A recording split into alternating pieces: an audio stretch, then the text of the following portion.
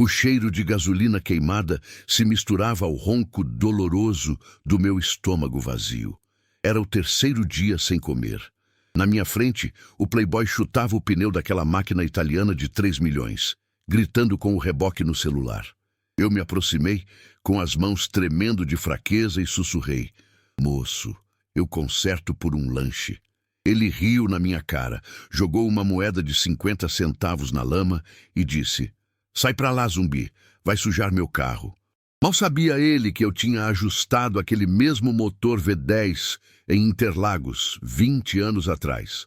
E aquela humilhação seria o combustível da minha volta por cima. Eram 11 horas da manhã de uma terça-feira chuvosa na Avenida Europa. Para quem passava de carro com o ar-condicionado ligado, era apenas um dia cinza em São Paulo. Para mim, era o terceiro dia consecutivo em que meu estômago roncava mais alto que os motores dos carros importados que desfilavam por ali.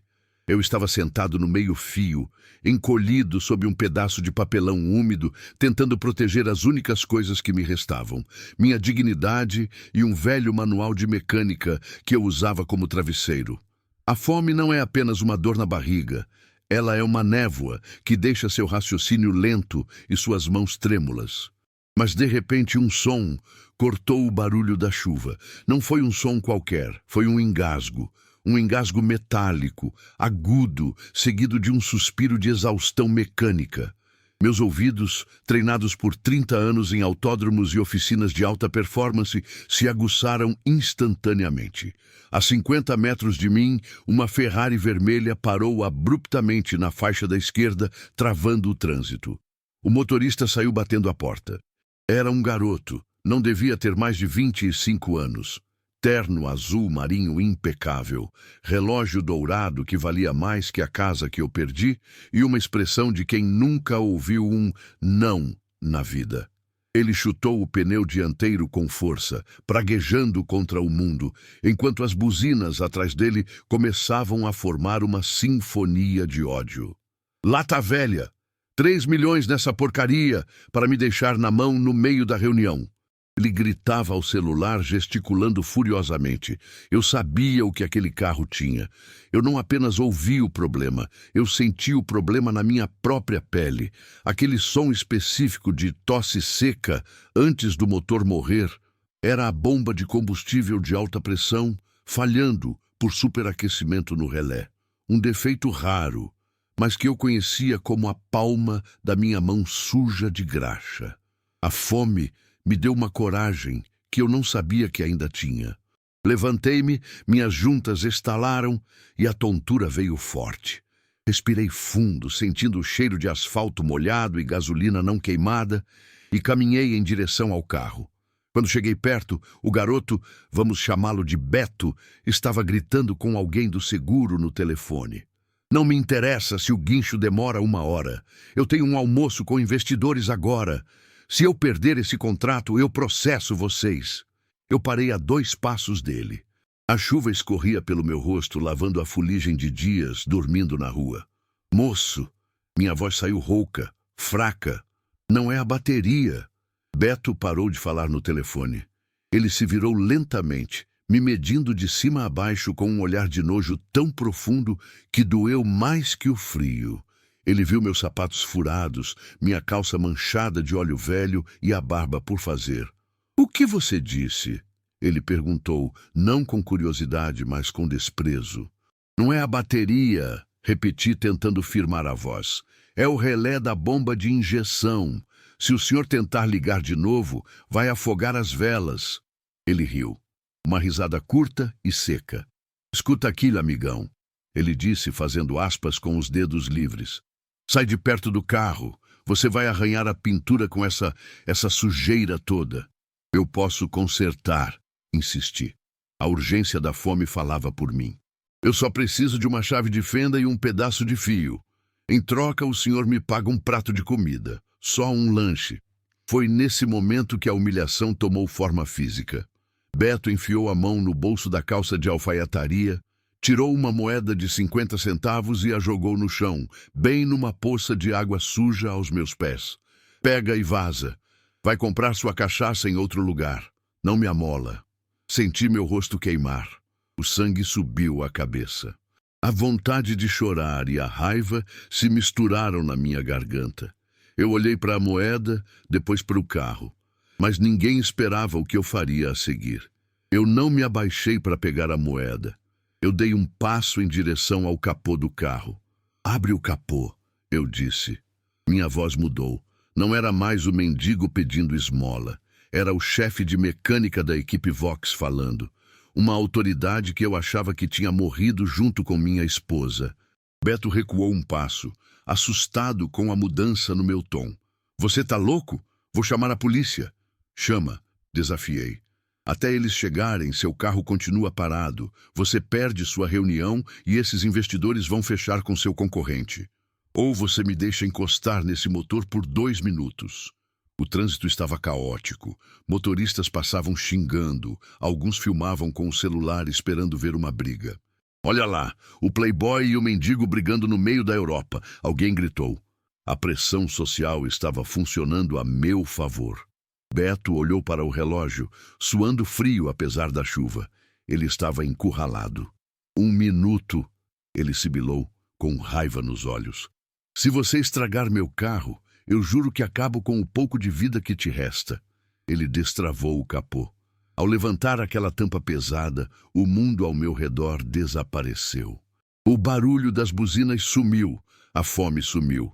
Só existia eu e a máquina. Era um motor V12 aspirado, uma obra de arte, mas estava negligenciado.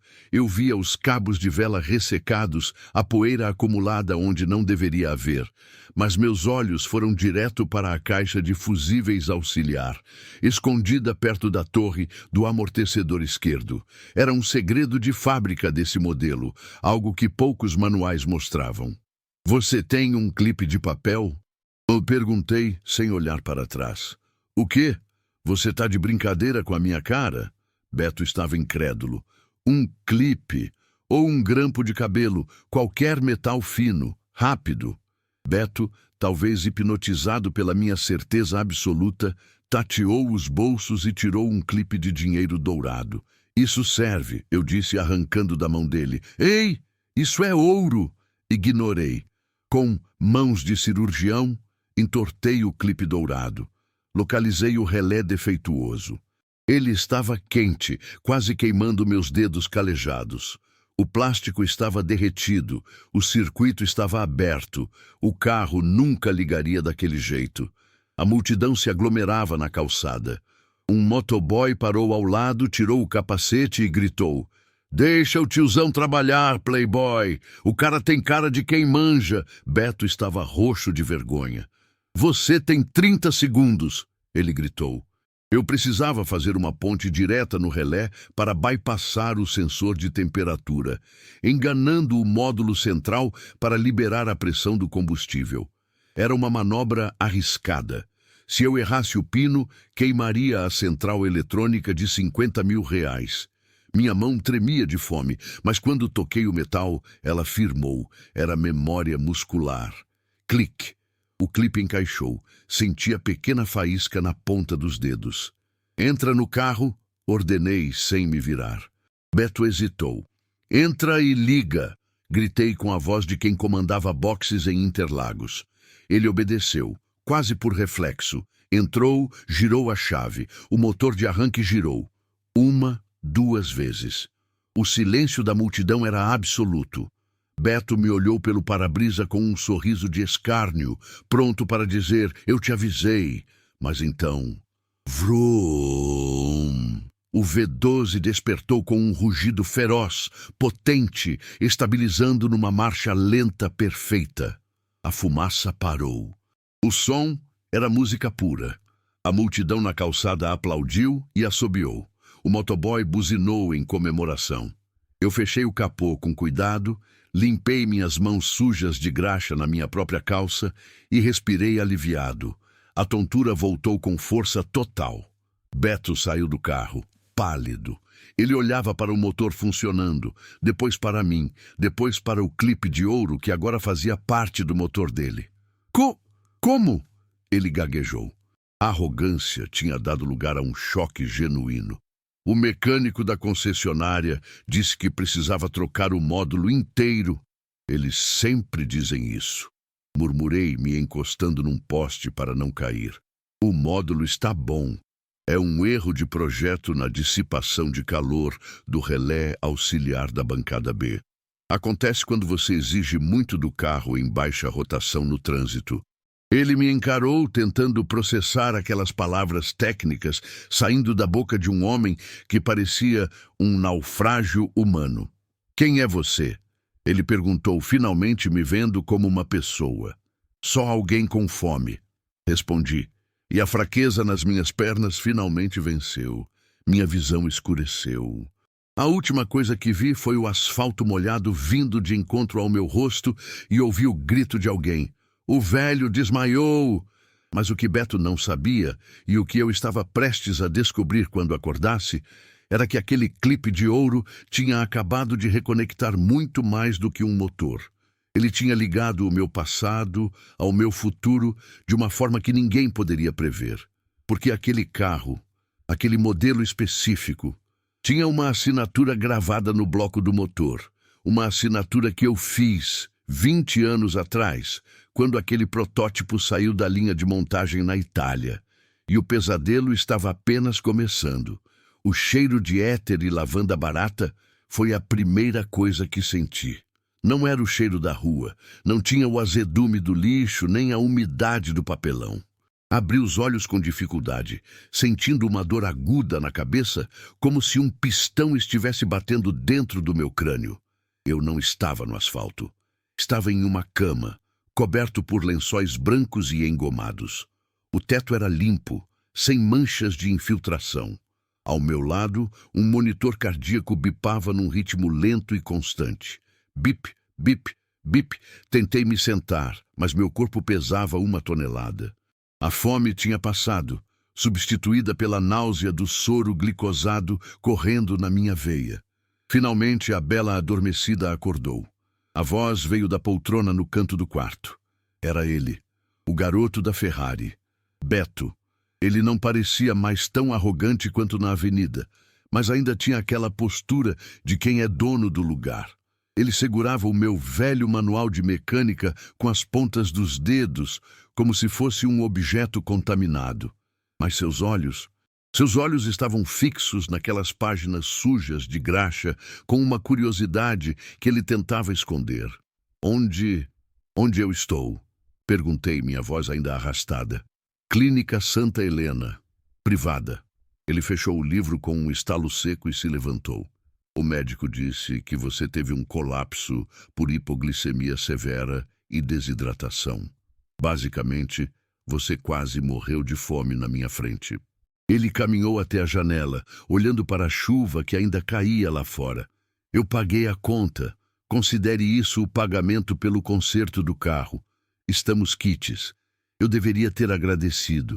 Deveria ter pedido desculpas pelo incômodo. Mas a única coisa que consegui pensar foi no meu livro. Me devolve meu manual. Pedi, estendendo a mão trêmula. Beto se virou devagar. Havia algo diferente no olhar dele. Não era mais apenas nojo. Era uma confusão irritada, como se eu fosse um quebra-cabeça que faltava uma peça. Sabe, ele começou, ignorando meu pedido. Enquanto você dormia, eu mandei uma foto do que você fez no meu motor para o Giovanni. Conhece o Giovanni? É o chefe da mecânica da escuderia aqui no Brasil. O cara que cobra R$2.000 só para abrir o capô. Meu coração disparou. Giovanni, o gordo. Eu conhecia Giovanni antes dele saber segurar uma chave inglesa. Eu ensinei ele a calibrar carburadores Weber quando ele era apenas um estagiário espinhento. Ele não acreditou, Beto continuou, dando um passo em direção à cama. Ele disse que fazer um bypass num relé de alta tensão, usando um clipe de ouro, sem queimar o módulo central, é impossível. Ele disse que a chance de curto-circuito é de 99%. Beto parou ao pé da minha cama, inclinando-se para a frente. A tensão no quarto aumentou. O bip do monitor acelerou levemente. Giovanni disse que só conheceu um homem na vida inteira capaz de fazer uma leitura elétrica dessas de ouvido. Mas esse homem morreu há 5 anos num incêndio. Engoli em seco. O passado estava batendo na porta e eu não tinha para onde correr. Eu tive sorte, murmurei, desviando o olhar. Foi só sorte de principiante. Me dá minha roupa, eu preciso ir embora. Sorte? Beto riu, mas sem humor. Ele jogou meu manual sobre a mesa de cabeceira com força. Ninguém tem esse tipo de sorte. Eu vi como você tocou no carro. Você não tocou como quem conserta uma máquina de lavar. Você tocou como se o motor fosse vivo. Ele puxou o celular do bolso. A tela brilhava no quarto mal iluminado. Então, eu fiquei curioso. Quem é o mendigo que sabe mais que os engenheiros da Ferrari? Ele deslizou o dedo na tela. Não tem documentos na sua roupa. Só esse manual velho, caindo aos pedaços, e uma foto 3x4 de uma mulher loira, escondida na capa. Senti um soco no estômago. Não toca nela! Gritei, tentando arrancar o acesso do soro para pular da cama. A dor foi aguda, e o sangue começou a voltar pelo tubo plástico. Calma aí, velho! Beto recuou, levantando as mãos. Eu não mexi na foto, mas eu li o nome escrito atrás dela. Helena. O nome pairou no ar como uma sentença. Helena. Minha Helena. Me deixa sair. Sussurrei, sentindo as lágrimas quentes que eu segurava há anos quererem sair. Por favor, eu consertei seu carro. Eu não te pedi nada além de um lanche. Me deixa voltar para a rua. Beto ficou em silêncio por um longo momento. Ele me estudava. A arrogância do playboy estava rachando, revelando um jovem que, pela primeira vez no dia, estava diante de algo que o dinheiro dele não podia explicar. Eu pesquisei o nome. Ele disse a voz mais baixa agora. Pesquisei mecânico lendário morte incêndio Helena. Ele virou a tela do celular para mim. Meu sangue gelou. Na tela, uma manchete de jornal antigo, amarelada pelo tempo digital. Tragédia na Stock Car, o fim da Era de Ouro. João Machado, o Mãos de Ouro, perde tudo em incêndio criminoso. Abaixo da manchete, uma foto minha. 20 quilos mais gordo, cabelo cortado, uniforme impecável da equipe, segurando um troféu ao lado de um piloto famoso. E ao meu lado, sorrindo aquele sorriso que iluminava os boxes, estava Helena. Beto olhou para a foto, depois para mim. O contraste era brutal. O homem na tela era um rei. O homem na cama era um resto de comida. Você não é um mendigo qualquer, Beto disse, quase num sussurro de incredulidade. Você é João Machado. O cara que projetou a suspensão ativa que foi banida por ser injusta de tão perfeita. O silêncio no quarto era ensurdecedor. O segredo que eu guardava sob camadas de sujeira e vergonha tinha sido exposto por um garoto mimado com um smartphone. Aquele homem morreu, respondi, minha voz dura. Morreu no dia que a oficina pegou fogo. O que sobrou é isso aqui. Um velho que troca talento por restos de sanduíche. Beto puxou uma cadeira e se sentou. Ele parecia atordoado. Meu pai falava de você, ele confessou, e a vulnerabilidade na voz dele me surpreendeu. Meu pai colecionava revistas de automobilismo. Ele dizia que o Mãos de Ouro conseguia ouvir um parafuso solto a 1 quilômetro de distância. Ele olhou para as próprias mãos, limpas e macias, e depois para as minhas, calejadas, com graxa impregnada nas digitais que nem o hospital conseguiu limpar. Por que você está na rua? Ele perguntou. Não foi uma pergunta retórica, foi uma pergunta genuína. Com o que você sabe, você poderia trabalhar em qualquer montadora do mundo. Porque eu não mereço, respondi fechando os olhos. A dor da lembrança era pior que a fome. Aquele incêndio não levou só minha oficina, levou a Helena. Ela estava no escritório, no andar de cima. Eu estava testando um motor no dinamômetro. O barulho... Eu não ouvi ela gritar. Uma lágrima solitária escapou do meu olho fechado e correu pela bochecha, perdendo-se na barba suja. Eu ouvia tudo. Ouvia válvulas batendo, ouvia pneus perdendo aderência, ouvia o vento na carenagem. Mas o único som que importava, o grito dela, eu não ouvi. O quarto mergulhou em um silêncio pesado. Pela primeira vez, Beto não tinha uma resposta inteligente. Ele não tinha dinheiro que consertasse aquilo. Então eu parei, continuei, abrindo os olhos e encarando o teto. Prometi que nunca mais tocaria numa ferramenta profissionalmente, que nunca mais usaria esse dom maldito para ganhar dinheiro. A rua é a minha punição. É onde eu não preciso ouvir nada além do meu próprio fracasso. Beto se levantou abruptamente. Ele parecia inquieto, andando de um lado para o outro do quarto pequeno. Isso é ridículo, ele soltou, a defesa da arrogância voltando como um escudo. Você está se punindo por um acidente? E daí? Vai morrer na sarjeta para provar o quê? Que está triste? Você não entenderia, cortei. Você é um garoto que acha que o mundo se resolve passando o cartão de crédito. Talvez eu seja, ele rebateu parando na minha frente. Mas eu não sou um covarde que desperdiça um dom de Deus. A palavra covarde me atingiu como um tapa. Tentei responder, mas a porta do quarto se abriu. Um médico entrou, prancheta na mão, olhando os monitores. O Sr. Silva acordou, disse o médico, usando o nome genérico que devem ter me dado na entrada. Sinais vitais estáveis, mas precisamos falar sobre a desnutrição crônica. Se o senhor voltar para a rua nessas condições, não dura uma semana. Beto olhou para o médico, depois para mim. Uma ideia parecia estar se formando na cabeça dele. Uma ideia perigosa. Ele não vai voltar para a rua, doutor. Beto disse de repente. Olhei para ele, confuso. O quê? Ele vem comigo. Beto declarou com a mesma autoridade com que mandava no trânsito. Eu não vou a lugar nenhum com você, protestei, tentando me levantar novamente. Vai sim, Beto sorriu.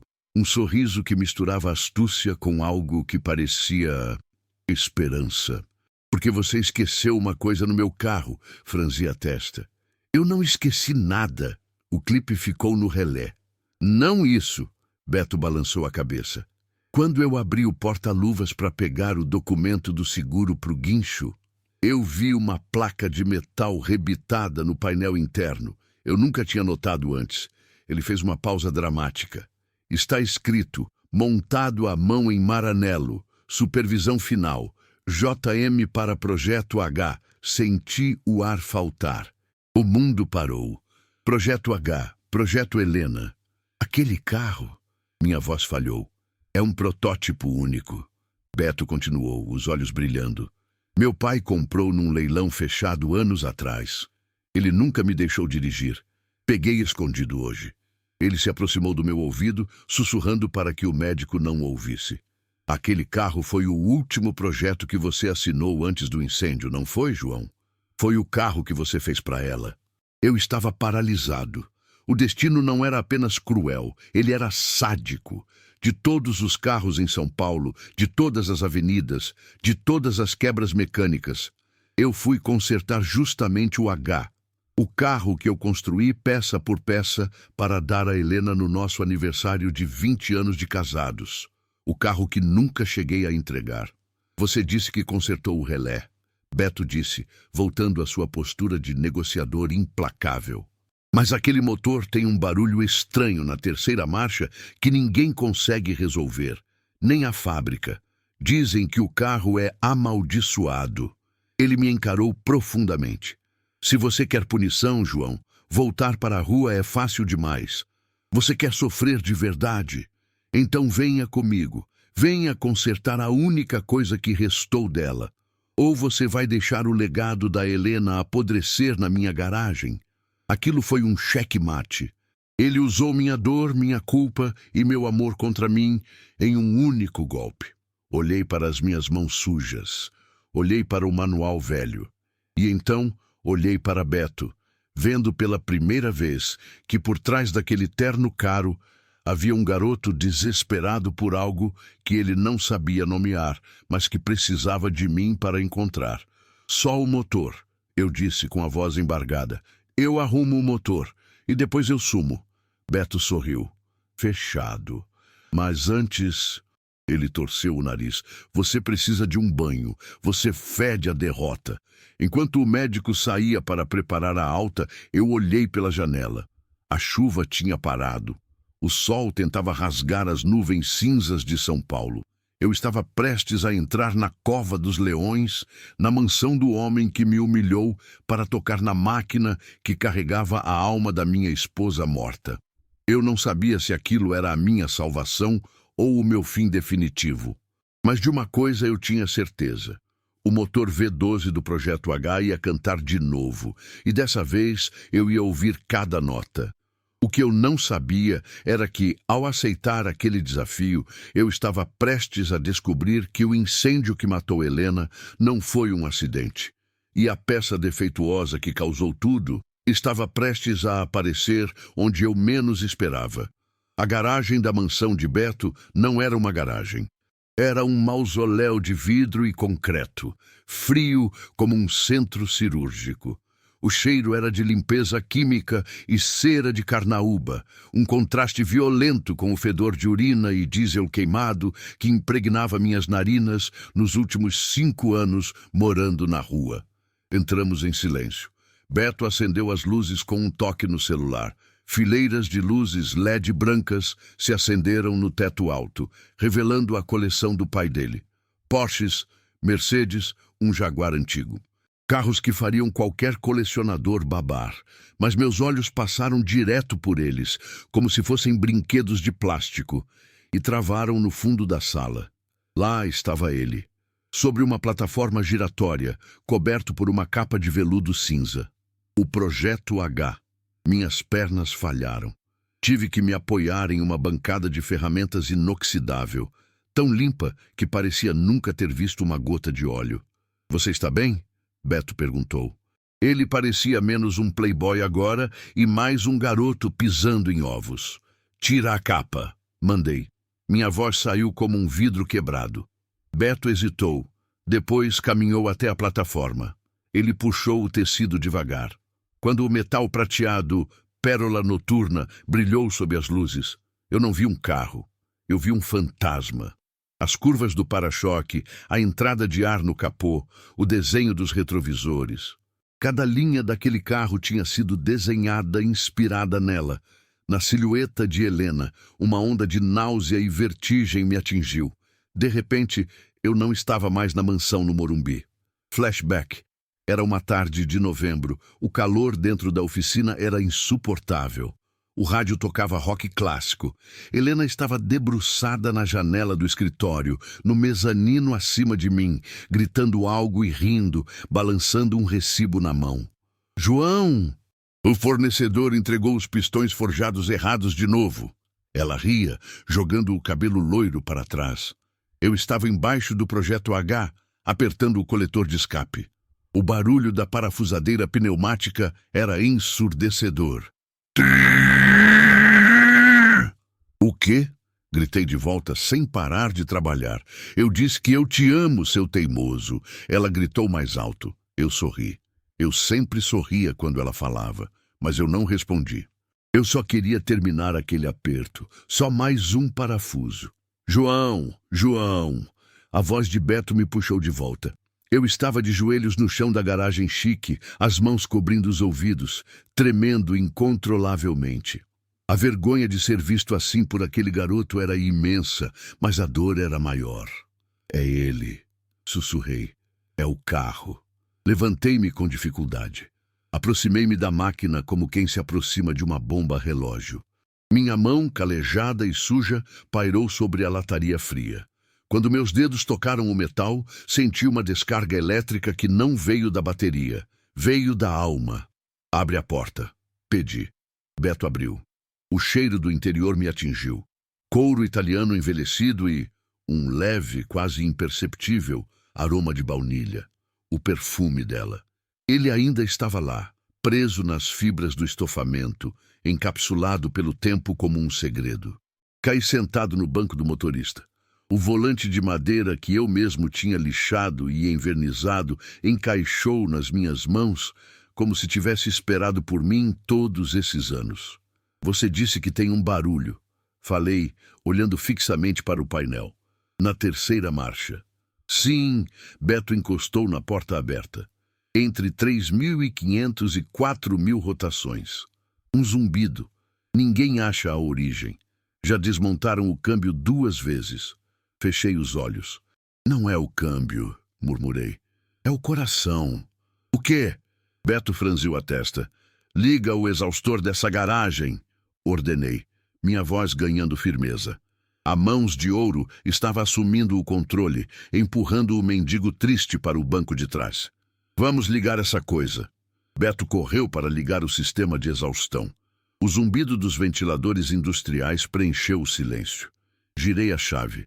O motor V12 acordou não com um rugido, mas com um grito. Era agressivo, instável, furioso. Exatamente como eu me sentia. Pisei na embreagem, engatei a primeira, soltei o freio de mão. O carro não se mexeu na plataforma, mas o motor subiu de giro. Acelerei. 2.000 giros. 3.000 giros. Coloca em terceira! Beto gritou sobre o barulho, observando os monitores na parede. Engatei a terceira. Soltei a embreagem devagar, simulando carga com o freio. O ponteiro subiu. 3.400, 3.500. E então eu ouvi.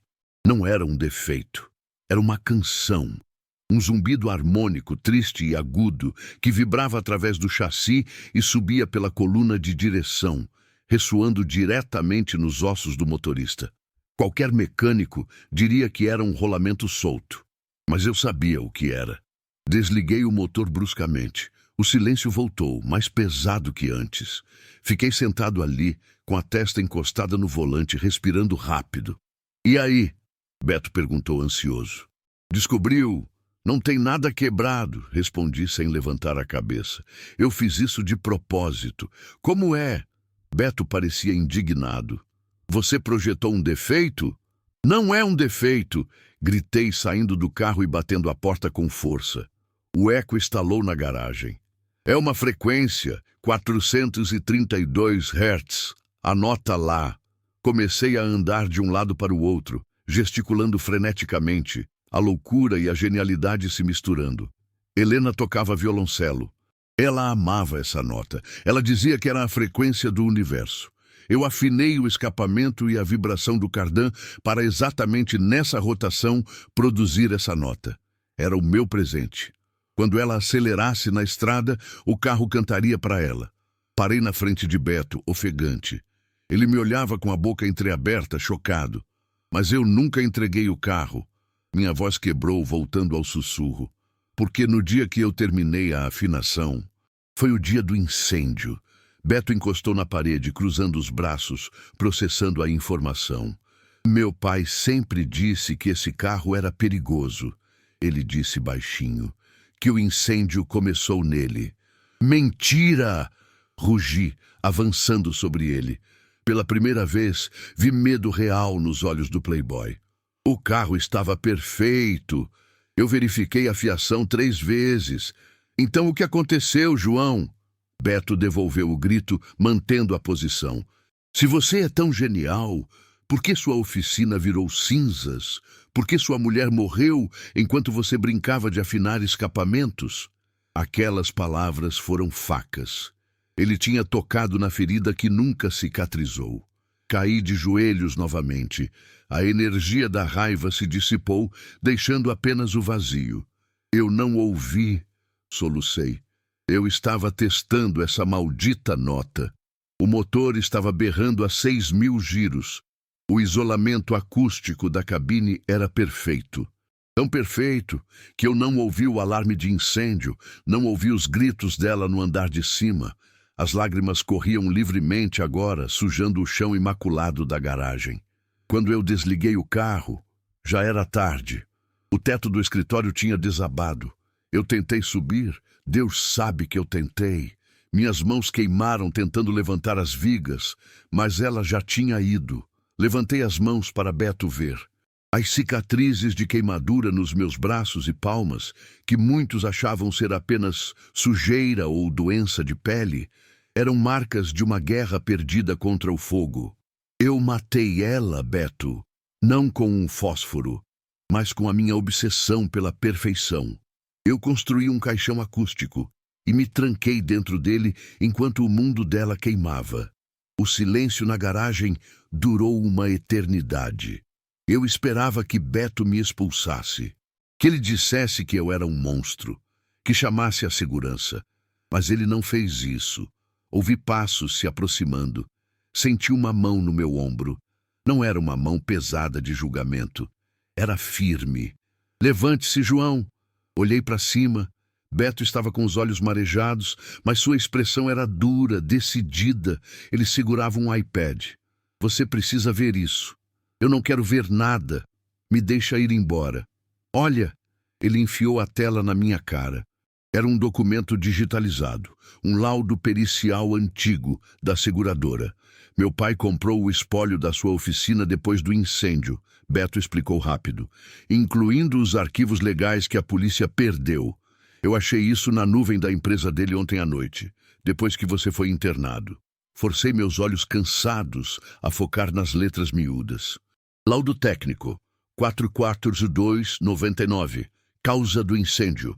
Curto-circuito na caixa de distribuição central do edifício.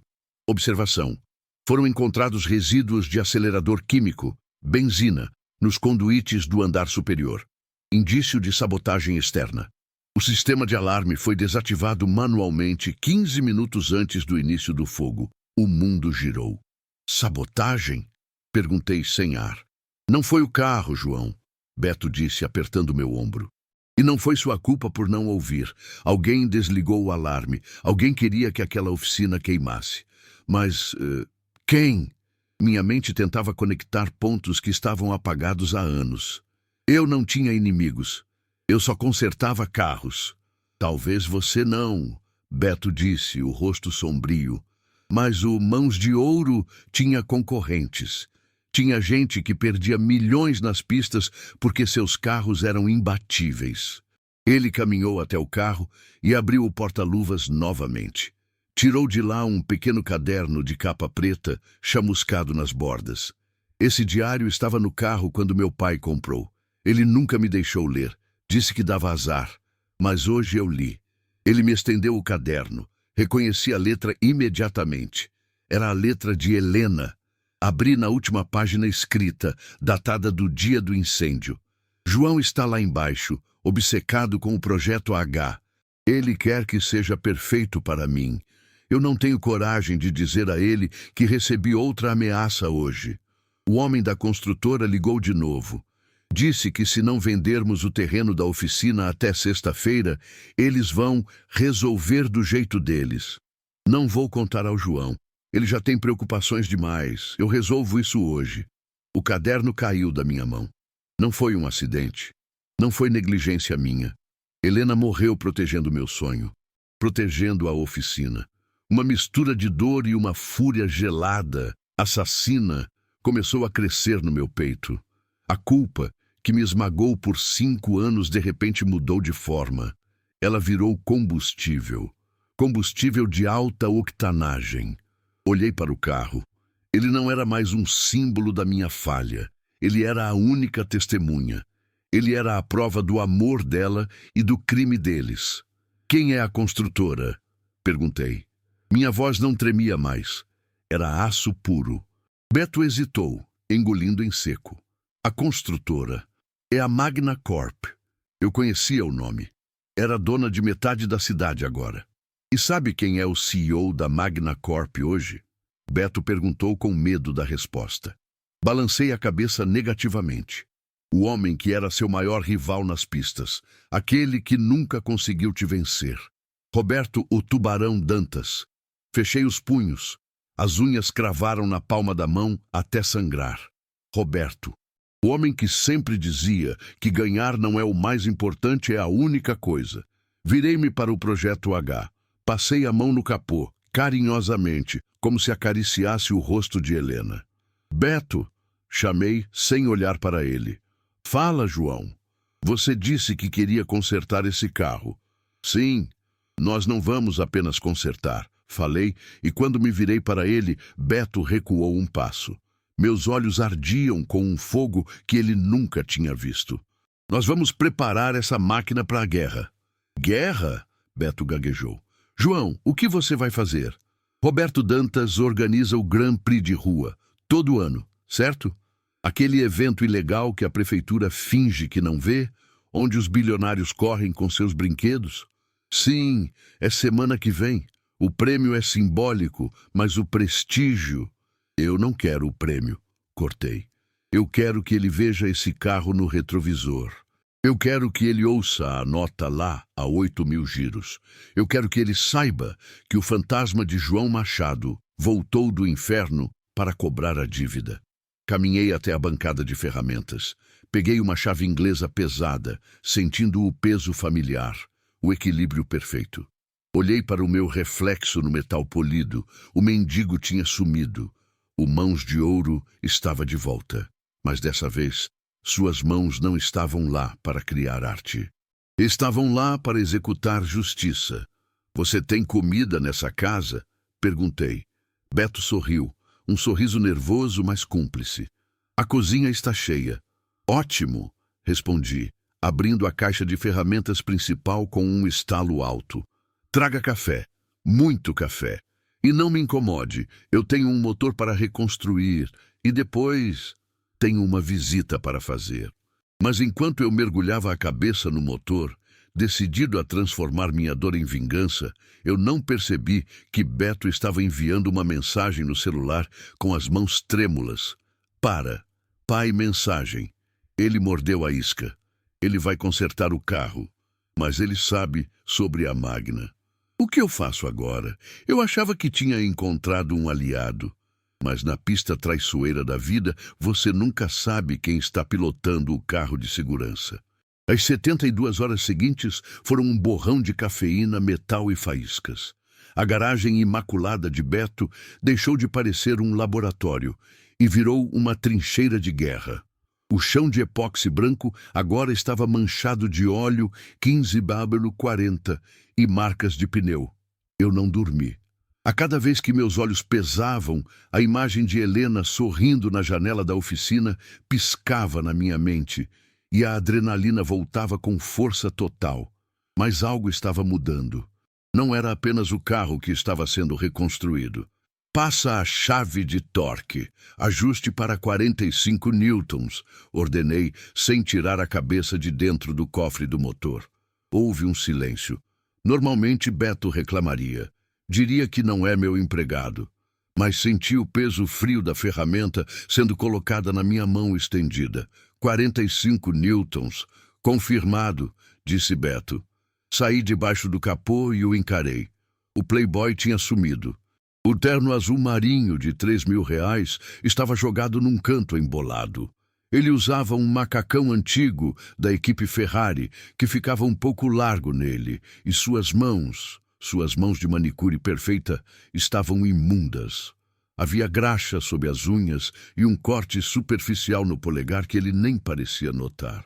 Você está aprendendo rápido, comentei, limpando o suor da testa com o antebraço.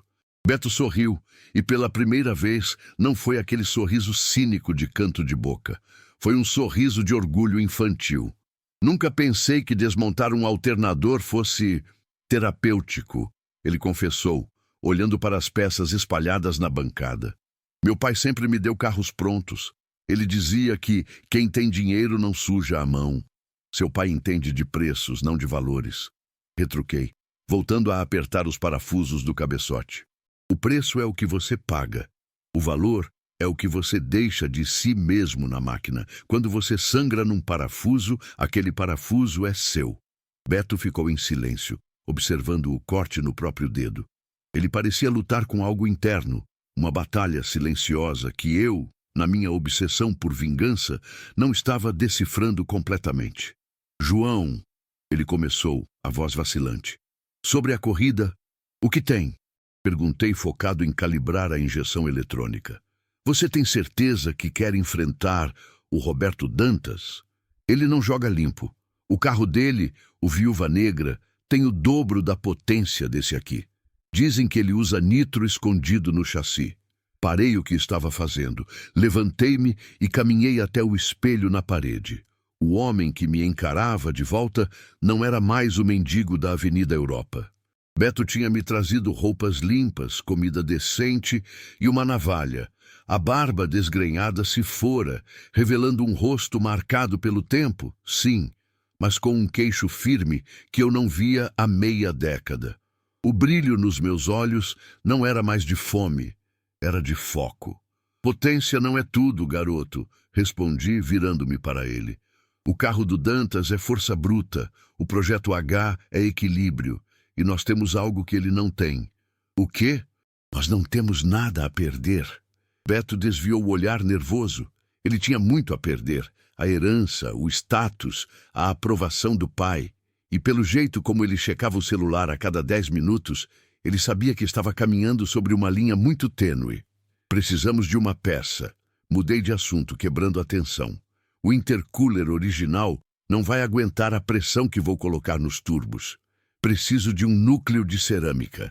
Eu peço na importadora. Beto sacou o celular rápido demais. Chega em 2 dias. Não temos 2 dias. A corrida é amanhã à noite e essa peça não se vende em loja. Então onde vamos conseguir? Sorri. Um sorriso que eu guardava dos meus tempos de moleque na Zona Leste. Vamos fazer compras, mas você vai ter que dirigir e reze para ninguém reconhecer seu sobrenome onde a gente vai. A Mercedes blindada de Beto parecia uma nave espacial pousando na favela de Paraisópolis. Eram 2 da manhã. As vielas estavam vivas, com funk tocando ao longe e motos subindo e descendo. Beto segurava o volante com tanta força que os nós dos dedos estavam brancos. João, isso é loucura. Se pararem a gente aqui, relaxa, desliga os faróis, deixa só a lanterna. Desligar os faróis? Você quer chamar a atenção ou quer passar despercebido? Desliga! Ele obedeceu.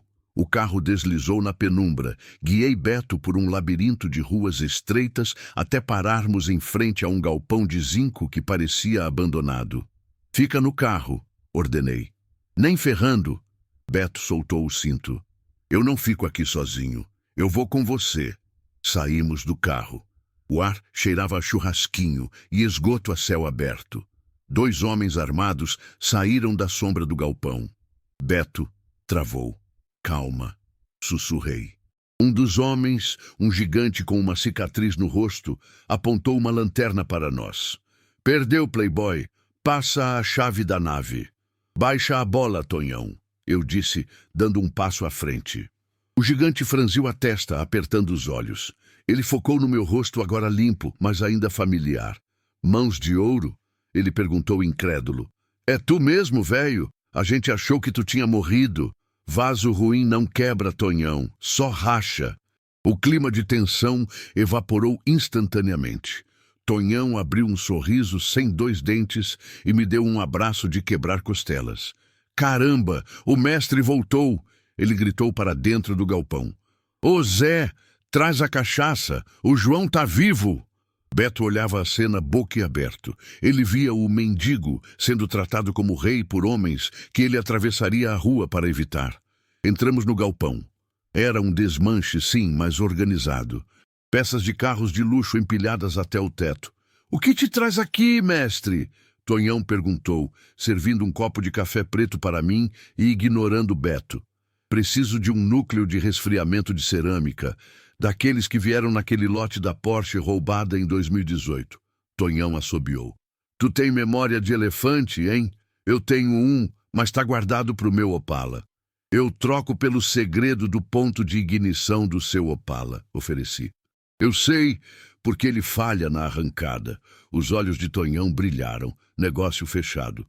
Enquanto Tonhão buscava a peça, Beto se aproximou de mim. Como você conhece essa gente? Antes de ser o Mãos de Ouro da Stock Car, eu era o João da oficina da esquina. Respondi olhando para as pilhas de metal. Essa gente, eles são como as peças de um motor velho. A sociedade olha e vê sucata. Eu olho e vejo potencial. Só precisam do ajuste certo. Beto engoliu em seco.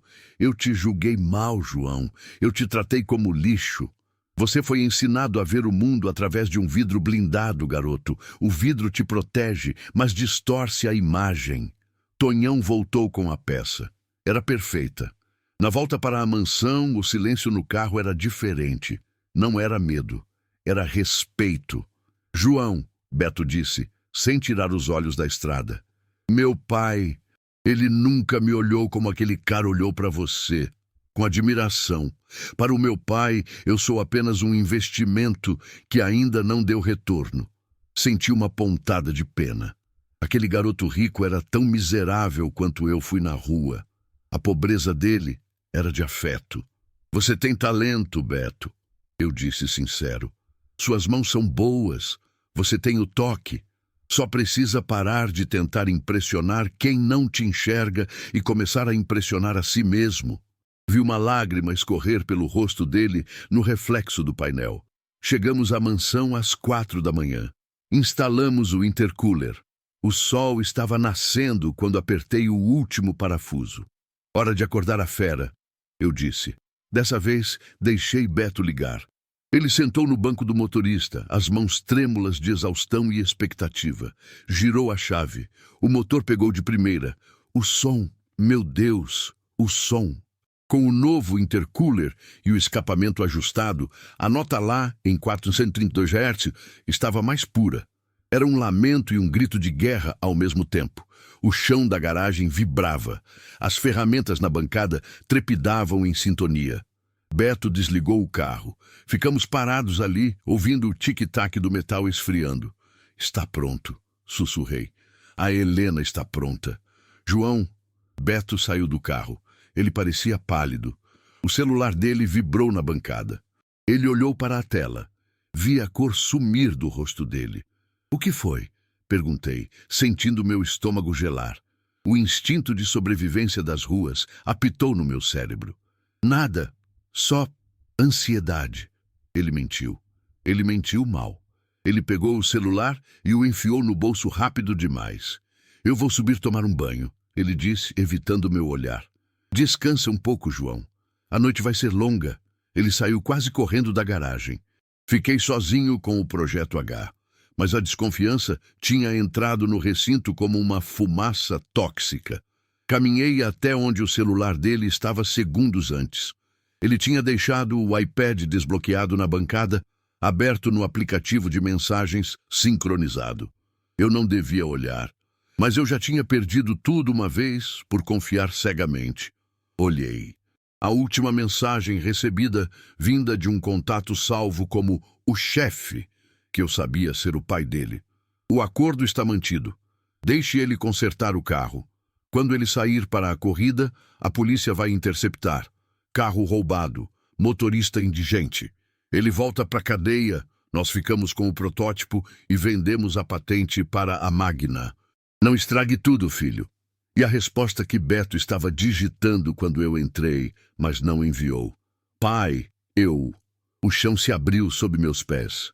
Beto não era apenas um playboy mimado. Ele era a armadilha.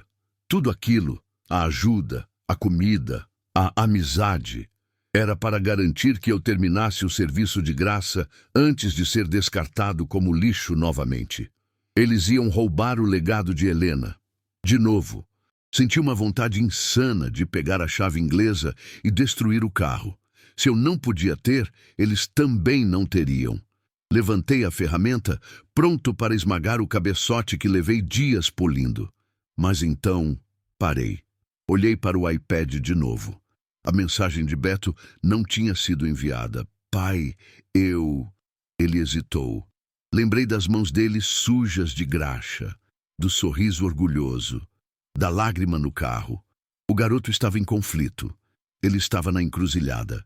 Se eu destruísse o carro agora, eu confirmaria que sou o louco que eles dizem. Se eu fugisse, eu perderia a única chance de limpar meu nome e vingar Helena. Havia uma terceira opção, uma opção suicida. Larguei a chave inglesa, peguei um pedaço de papel e uma caneta. Escrevi um bilhete rápido e o coloquei sobre o banco do motorista do Projeto H. Depois, fui até o painel de controle da garagem. Desativei as câmeras de segurança. Beto desceu 20 minutos depois, cheirando a sabonete caro e culpa. João? Ele chamou, olhando ao redor. A garagem estava vazia. O portão principal estava aberto. O Projeto H tinha sumido. Beto correu até a bancada. Viu o bilhete. Suas mãos tremiam enquanto ele lia minha letra garranchosa. Eu consertei o motor, garoto. Agora você tem que decidir se vai consertar seu caráter. Estou indo para a linha de largada. Se você for filho do seu pai, chame a polícia. Se você for o homem que eu vi nascer nessa garagem, leve o macacão e as ferramentas. A equipe precisa de um segundo mecânico. A escolha é sua. Beto largou o papel. O celular dele tocou. Era o pai. Alô? Beto atendeu a voz seca. Onde ele está? A viatura está chegando aí. O pai gritou. Beto olhou para a garagem vazia. Olhou para o macacão sujo de graxa dobrado no canto. Ele sentiu o cheiro de óleo e vitória que ainda pairava no ar. Ele fugiu, pai, Beto disse firme. Levou o carro. Seu imbecil! Para onde ele foi? Beto fechou os olhos. Ele se lembrou do que eu disse na favela. O valor é o que você deixa de si mesmo na máquina. Eu não sei, Beto mentiu, mas eu vou atrás dele. Ele desligou na cara do próprio pai. Pegou as chaves da sua Ferrari pessoal, jogou a caixa de ferramentas no banco do passageiro e cantou pneu saindo da mansão.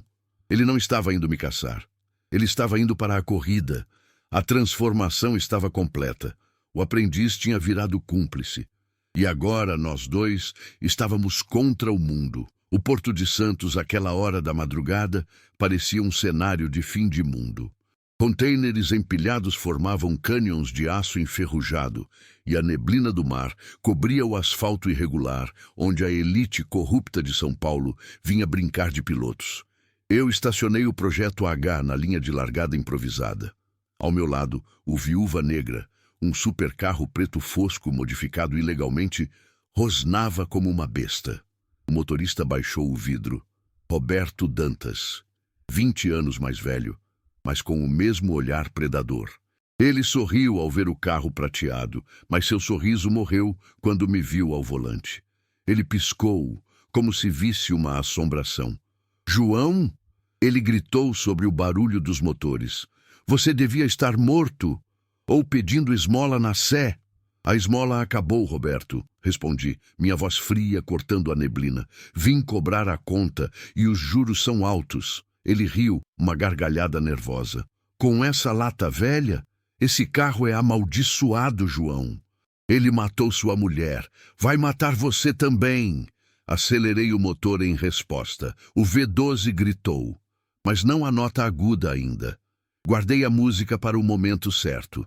Um homem com uma bandeira quadriculada se posicionou entre os carros. A tensão era palpável. Eu estava sozinho, sem equipe de apoio, sem rádio. Apenas eu, a máquina e a memória de Helena. Mas então, ouvi o som inconfundível de pneus cantando atrás de mim. Uma Ferrari vermelha derrapou e parou na área de boxes, improvisada. A porta se abriu e Beto saltou. Ele ainda vestia o macacão sujo de graxa, mas carregava uma caixa de ferramentas e, surpreendentemente, um notebook conectado a uma antena de transmissão portátil. Ele correu até a minha janela. Você achou que ia se divertir sem mim? Ele disse, ofegante. Achei que você tinha escolhido o lado do dinheiro, falei sem olhar para ele, mas sentindo um alívio imenso no peito. Eu escolhi. Ele engatou um fone de ouvido no meu capacete. Escolhi o lado que não me dá vontade de vomitar quando me olho no espelho. Agora me escuta. O pai ligou para a polícia. Eles estão a 10 minutos daqui. 10 minutos é tudo o que eu preciso. Não, João. Escuta. Beto olhou para o notebook em cima do capô da Ferrari dele. Eu não vim só correr. Eu hackeei o sistema de som do evento, a frequência do rádio dos organizadores. Tudo. Quando você cruzar a linha de chegada, eu vou soltar a bomba. Que bomba? O laudo, o diário da Helena, as gravações do meu pai com o Dantas, combinando o incêndio. Está tudo pronto para ser transmitido ao vivo para todas as redes sociais e telões da cidade. Olhei para o garoto.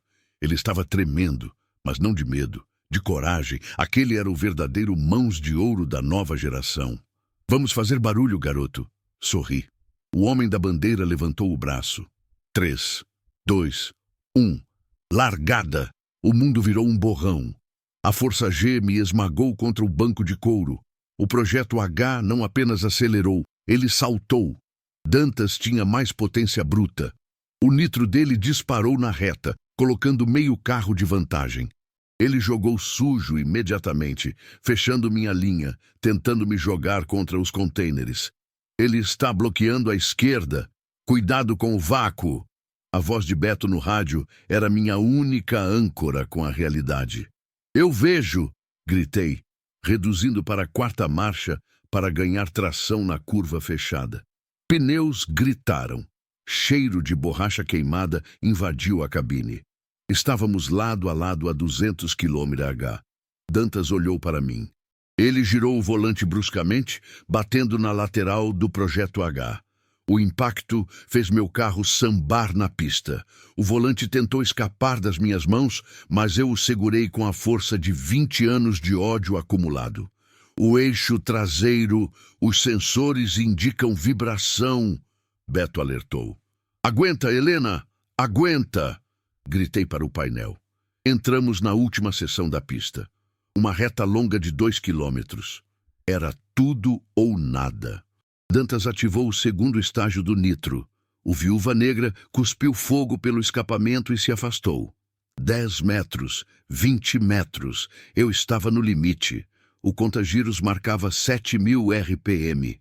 O motor estava berrando. Mas eu precisava de mais. Eu precisava da nota. João, o motor vai explodir se você passar de 8.000.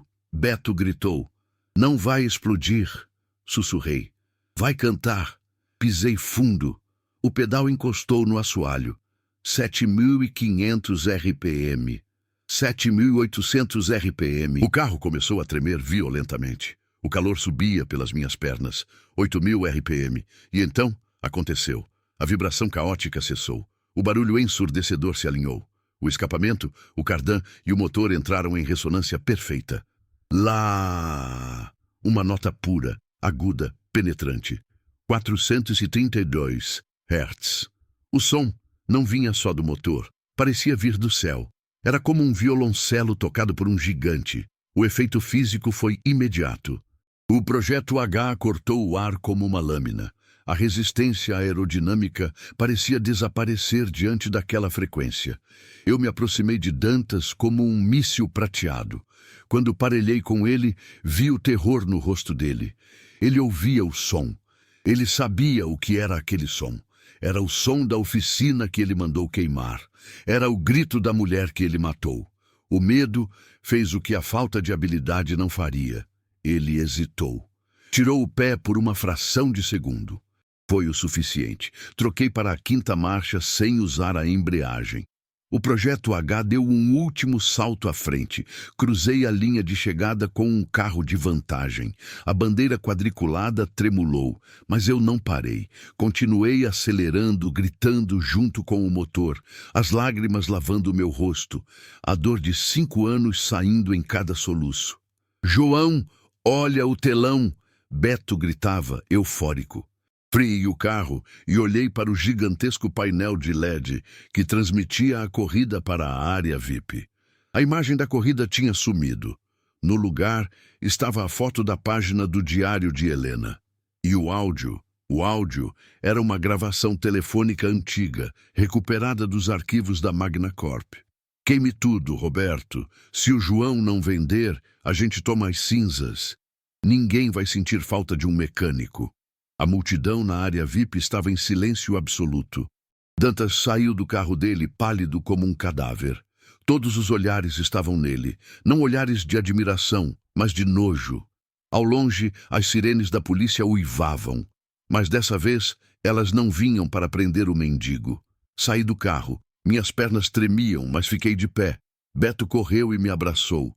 Choramos ali, 2 homens sujos de graxa, enquanto o império do mal desmoronava ao nosso redor.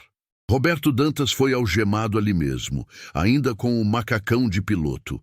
Ele tentou gritar, ameaçar, mas o delegado, um homem velho que conhecia minha história, apenas apontou para o telão. A prova era irrefutável. Quando me viram, a multidão de mecânicos, garçons e até alguns ricos envergonhados começaram a aplaudir. Não foi um aplauso educado, foi uma ovação. Mas eu só tinha olhos para o céu, onde a neblina começava a se dissipar, revelando a primeira estrela da manhã. Você ouviu, Helena? Sussurrei. O carro cantou para você. O galpão na Zona Leste não parecia muita coisa por fora, mas por dentro era o paraíso. O letreiro na entrada dizia: Instituto Mãos de Ouro, Escola de Mecânica e Restauração de Vidas. Caminhei pelo corredor, ouvindo o som de ferramentas e risadas.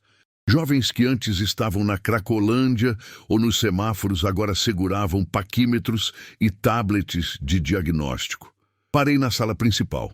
No centro, sobre uma plataforma giratória, estava ele, o Projeto H, restaurado, limpo, mas aposentado das pistas. Ele agora era o símbolo de que qualquer coisa quebrada pode ser consertada. Até pessoas. Mestre João, uma garota de cabelo azul, me chamou. Ela tinha sido presa 3 vezes por roubar som de carro. Agora era minha melhor aluna em elétrica. O Beto tá te chamando no escritório. Subi as escadas. O escritório, que tinha alarmes de incêndio triplos, exigência minha, era envidraçado. Beto estava ao telefone, usando uma camisa polo com o logo do instituto. Ele tinha sido deserdado pelo pai, é claro. Perdeu a Ferrari, a mesada, o status, mas ganhou algo que o dinheiro do pai nunca comprou: paz. Ele gerenciava o instituto com a mesma ferocidade com que antes gastava dinheiro. Sim, a fila de espera para o curso está em 3 meses. Não aceitamos suborno para passar na frente. Obrigado. Ele desligou e sorriu para mim. Adivinha? Aquele vídeo da corrida, a história do mendigo que humilhou o bilionário, bateu 50 milhões de visualizações. Temos doações chegando da Alemanha, do Japão. Dinheiro não conserta motor, Beto. Lembrei, sentando na cadeira. Mas compra ferramentas, ele piscou. E sanduíches. Falando nisso, o almoço chegou. Ele empurrou um sanduíche de mortadela para mim. O mesmo que eu sonhava em comer quando dormia na rua.